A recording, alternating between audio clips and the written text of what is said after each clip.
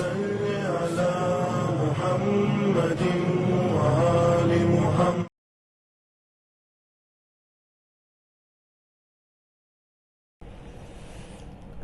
اعوذ باللہ من الشیطان الرجیم. بسم اللہ الرحمن الرحیم. الحمد للہ رب العالمین. الصلاۃ والسلام علی اشرف الانبیاء والمرسلین سیدنا و نبینا و شفیعنا مولانا ابو القاسم محمد. اللہم صل علی محمد و آل محمد وعجل فرجہم.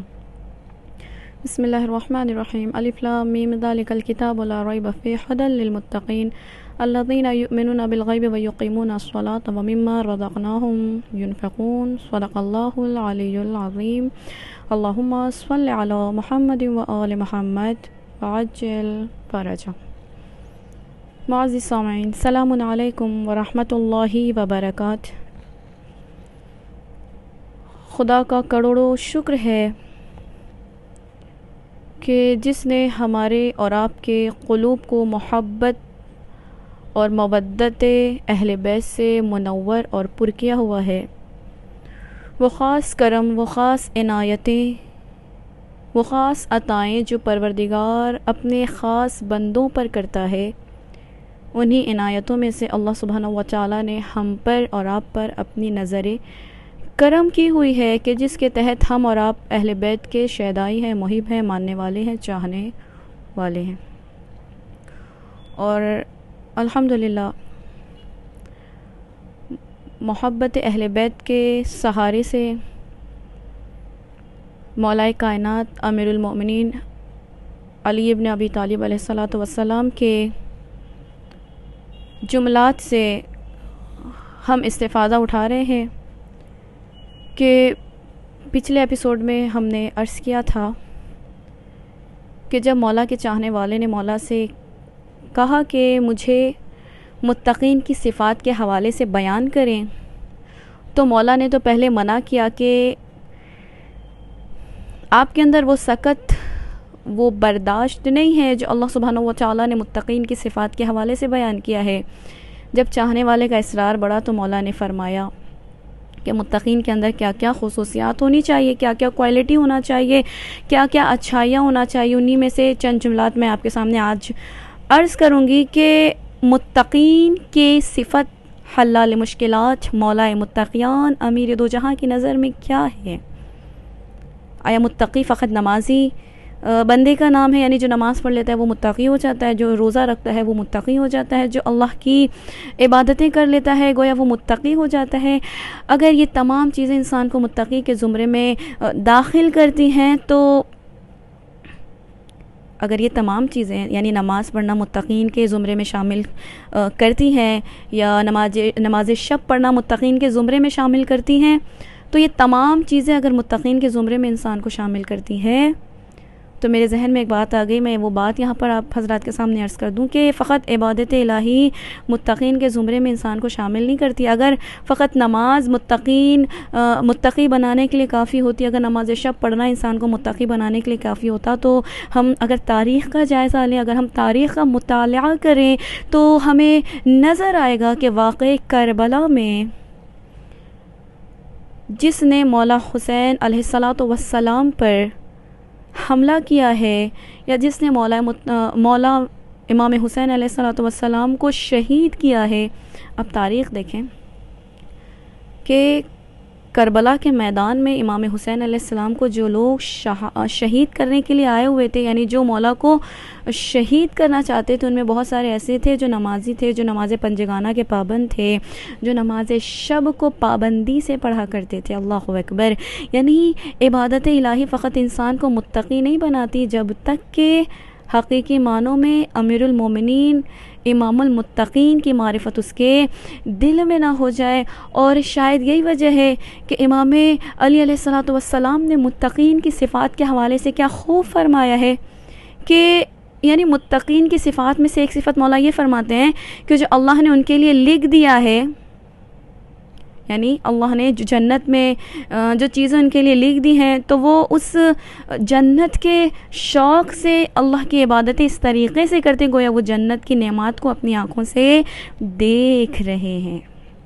کیا فرما رہے ہیں مولا کہ جب جنت کا ذکر ان کے سامنے آتا ہے تو وہ اس طریقے سے یعنی جنت کی باتوں کو سنتے ہیں، گویا وہ اپنی آنکھوں سے اس منظر کو دیکھ رہے ہیں، جنت کا جائزہ لے رہے ہیں، جنت کو اپنی آنکھوں سے دیکھ رہے ہیں. اور اسی طریقے سے جب جہنم کا ذکر ان کے سامنے آتا ہے تو وہ اس طریقے سے خوف خدا سے ڈر جاتے ہیں، خوف خدا سے لرز جاتے ہیں، گویا وہ اپنی آنکھوں کے سامنے سے دوزخ یعنی جہنم کو محسوس کر رہے ہیں.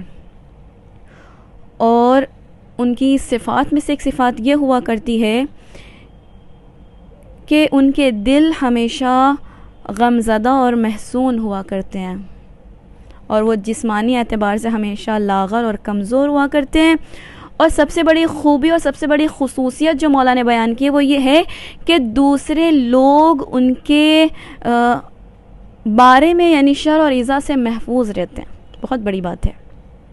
آج دیکھیں دنیا اتنی عروج پہ پہنچ چکی ہے، اتنی بلندی پہ پہنچ چکی ہے کہ جو جتنا بڑا آدمی بن رہا ہے، جتنا بڑا بن رہا ہے، لوگ اس سے اتنا ہی خوف محسوس کرتے ہیں، اتنا ہی ڈر اس سے محسوس کرتے ہیں. اسی لیے کہا جاتا ہے کہ اگر اللہ سبحانہ و تعالیٰ نے ہمیں کوئی نعمت دی ہے، اگر کوئی دولت عنایت کی ہے، تو انسان کے اندر وہ انا پرستی نہیں آنا چاہیے کہ جس کے بعد دوسرے لوگ ہم سے خوف محسوس کریں. مولا کیا فرماتے ہیں متقین کی صفات کے حوالے سے کہ متقین کی صفات میں سے سب سے بڑی صفت یہ ہوا کرتی ہے کہ دوسرے لوگ ان کے خوف سے محفوظ ہوا کرتے ہیں اور ان کے بدن لاغر اور کمزور ہوا کرتے ہیں، یعنی ان کی ضروریات بڑی کم ہوا کرتی ہیں. یعنی جو متقی انسان ہوتا ہے نا، وہ کبھی بھی دنیا کے پیچھے نہیں بھاگتا کہ مجھے دنیا سے یہ بھی حاصل ہو جائے، مجھے دنیا سے وہ بھی حاصل ہو جائے، میں یہ بھی بنا لوں، میں وہ بھی کما لوں، مجھے یہ بھی چاہیے، مجھے وہ بھی چاہیے، میں یہ بھی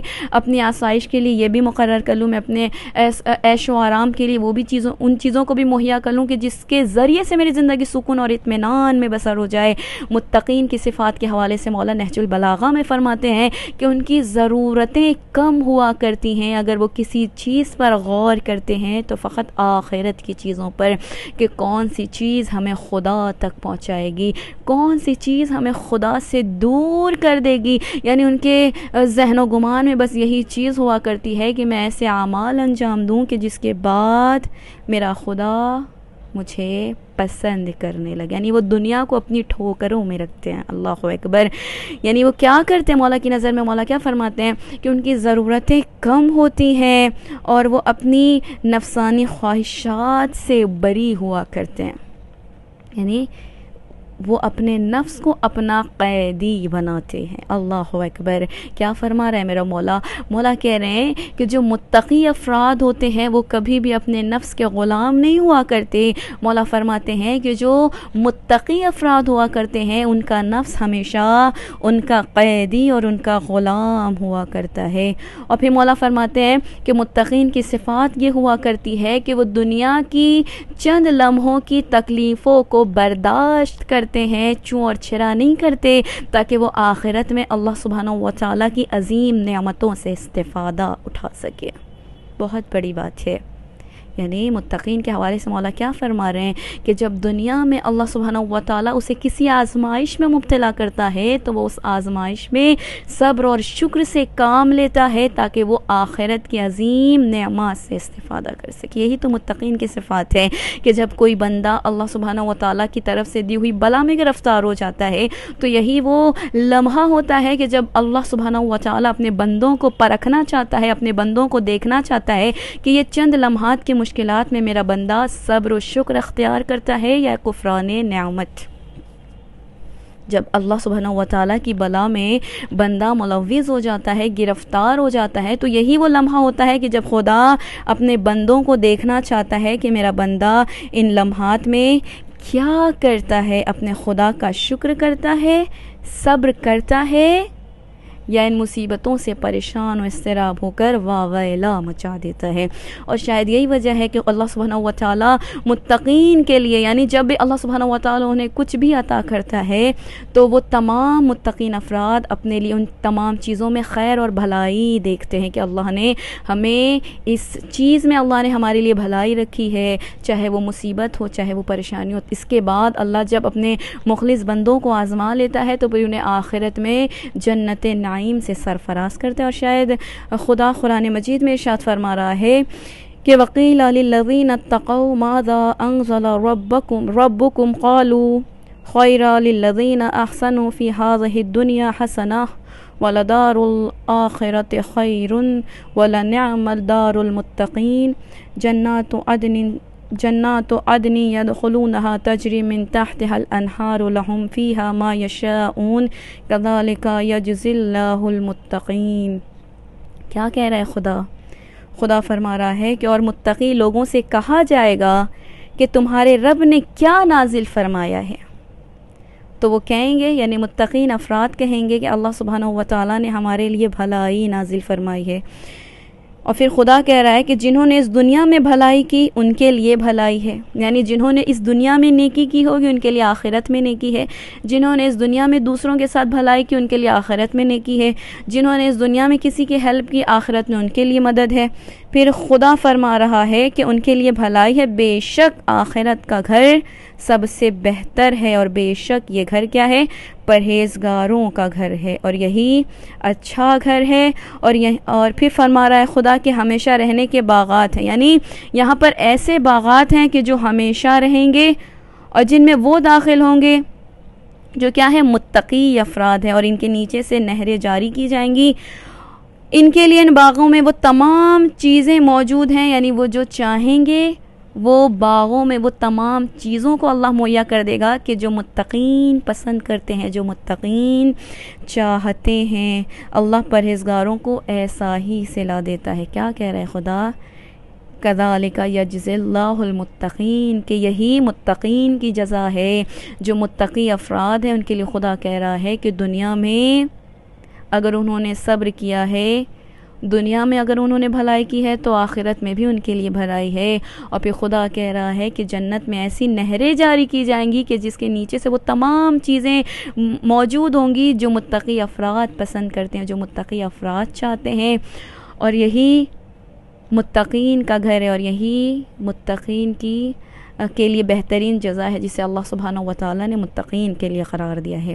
اور شاید یہی وجہ ہے مولا فرماتے ہیں کہ وہ افراد جو دنیا میں کم پر راضی ہو جائیں گے، اللہ اکبر، ان کے لیے آخرت میں کثیر چیزیں اللہ مہیا کر کے دے گا۔ آخر میں خدا کی بارگاہ میں یہی دعا ہے، پروردگارا ہمیں ایسا پاک بنا دے، ہمیں ایسا خالص بنا دے کہ ہمارا ہر عمل تیری بارگاہ میں مقبول ہو جائے۔ وآخر دعوانا الحمدللہ رب العالمین۔ اللہم صل علی محمد وآل محمد وعجل فرجہ۔